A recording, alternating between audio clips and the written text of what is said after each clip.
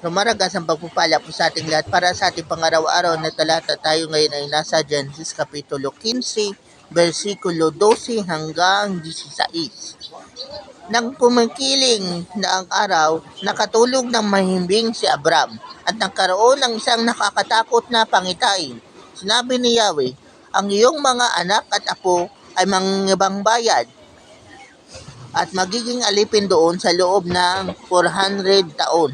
Ngunit parurusahan ko ang bansang iyon at pag-alis nila doon, marami silang kayamanang madadala. Bain ko ang iyong buhay at magiging mapayapa ang iyong pagkamatay. Daraan muna ang 4 na salinlahi bago sila makabalik dito, sapagkat hihintayin kong maging sukdulan ang sama ng mga Amoreo bago ko sila parusahan at palayasin. So yun na nga po na napanaginipan na ni Abram yung mangyayari sa kanyang mga susunod na salinlahi.